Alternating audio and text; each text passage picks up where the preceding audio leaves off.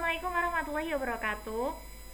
Nama saya Imrat Sani Makfira dari Prodi Teknik Informatika Universitas Islam Negeri Maulana Malik Ibrahim Malang, dari kelas TIA dengan NIM 2006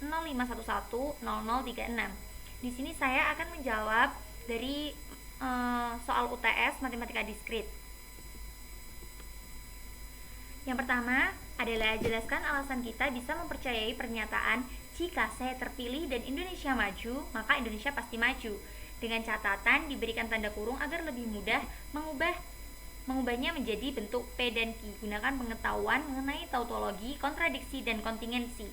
Yang pertama adalah kita mengubah pernyataan ke dalam nilai P dan Q. P, saya terpilih. Q, Indonesia maju. Kemudian yang kedua adalah membuat pernyataan menjadi pernyataan logika, yaitu kita menulis saya terpilih, kita ganti dengan P, dan kita menggunakan operator N seperti gambar, dan Indonesia maju itu Q, maka Indonesia pasti maju, Q. Lalu kita memasukkan nilai P dan Q sesuai sudah ada ketentuannya, yaitu true, true, false, false, true, false, true, false.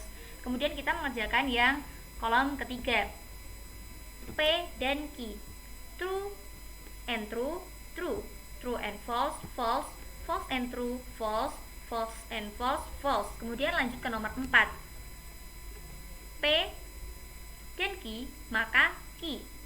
Maka kita mendapatkan hasilnya dari nomor 3 dan nomor kolom kedua. Jika true, maka true, hasilnya true. Jika false, maka false, hasilnya true. Jika false, maka true, hasilnya true. Jika false, maka hasilnya true. Jadi, berdasarkan tabel kebenaran yang telah kita buat, dari kolom 4 sudah menunjukkan bahwa pernyataan selalu bernilai true atau tautologi, sehingga kita dapat mempercayai pernyataan jika saya terpilih dan Indonesia maju, maka Indonesia pasti maju. Selanjutnya, jelaskan alasan kita sebaiknya tidak mempercayai pernyataan jika saya terpilih atau Indonesia maju, maka Indonesia pasti tidak maju, dengan catatan yang diberi tanda kurung agar lebih mudah mengubahnya ke dalam bentuk P dan Q. Gunakan pengetahuan mengenai tautologi, kontradiksi, dan kontingensi. Seperti yang nomor 1 tadi, yang pertama kita mengubah pernyataan ke dalam nilai P dan Q.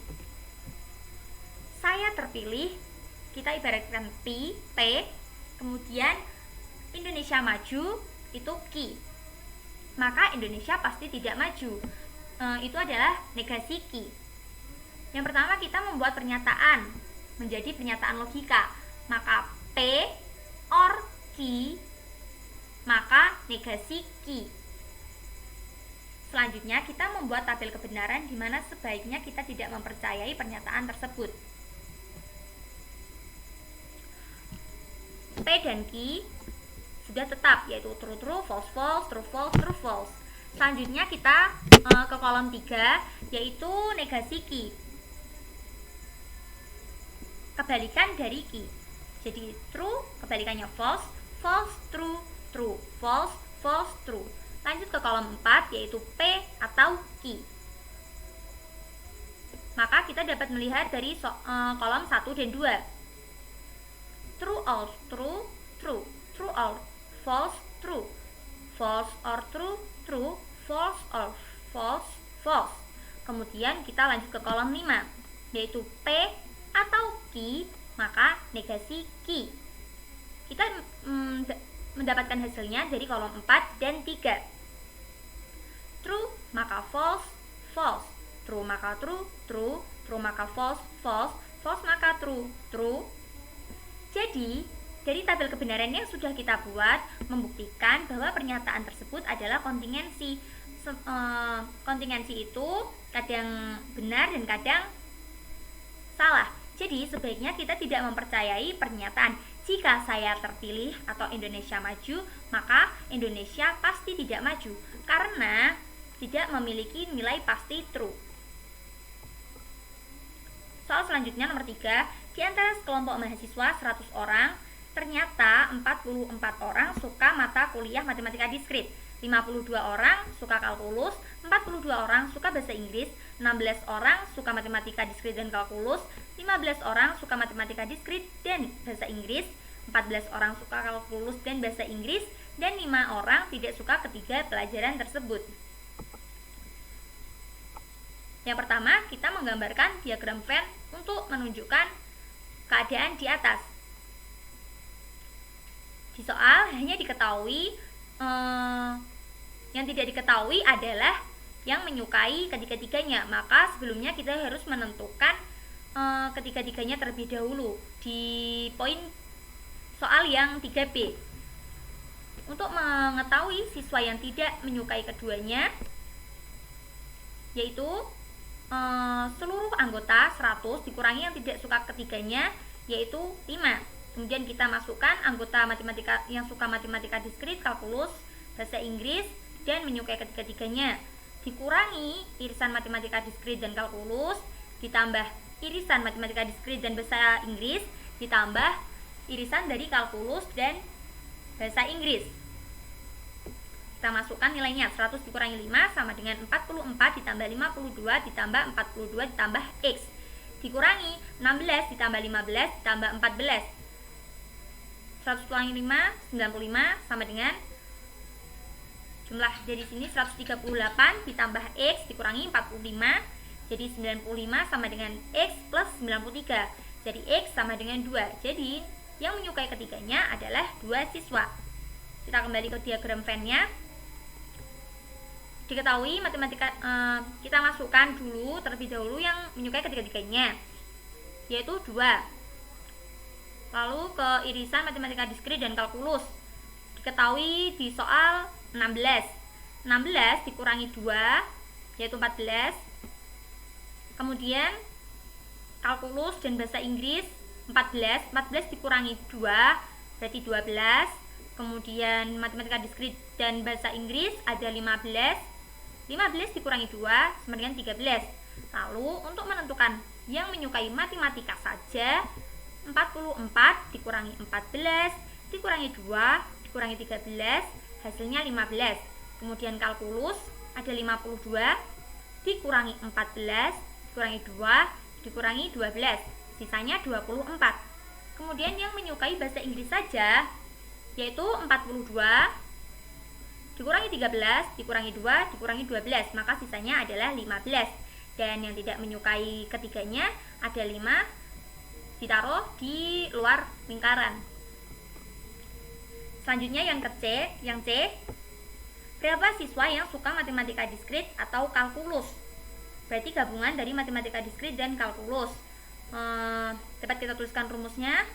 Matematika diskrit gabungan kalkulus sama dengan matematika diskrit yang menyukai matematika diskrit plus yang menyukai kalkulus dikurangi irisan dari matematika diskrit dan kalkulus. Tinggal memasukkan nilainya, 44 ditambah 52 dikurangi 16 yaitu 96 dikurangi 16 yaitu 8 sama dengan 80. Yaitu nomor 4, bentuklah fungsi boolean dalam bentuk SOP dan POS dari soal nomor 1 atau nomor 2. Pilih salah satu dengan catatan anggaplah pernyataan P dan Q sebagai variabel X dan Y. Gunakan tabel kebenaran untuk mempermudah membentuknya. Nah, di sini saya menggunakan soal yang nomor 2, yang P atau Q maka negasi Q.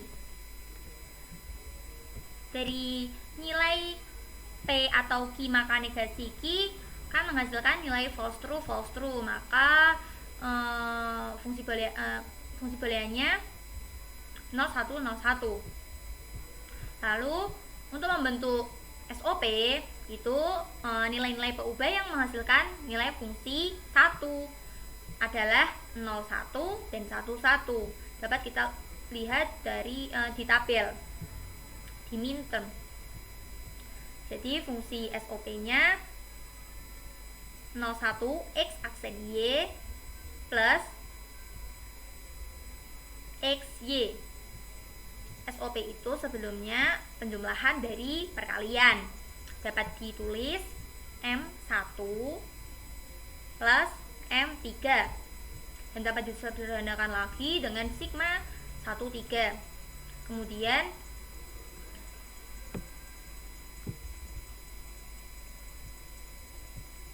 Kemudian yang menghasilkan nilai fungsi 0 yaitu 0, 0 dan 1, 0, maka fungsi boolean adalah 0, 0 dan 1, 0. Itu fungsi boolean kanonik TOS. Dapat kita lihat di tabel. 0, 0 berarti di max term X plus Y dikali 1, 0 X aksen plus Y. Dapat ditulis dengan simbol M0 dengan M besar dikali dengan M besar 2.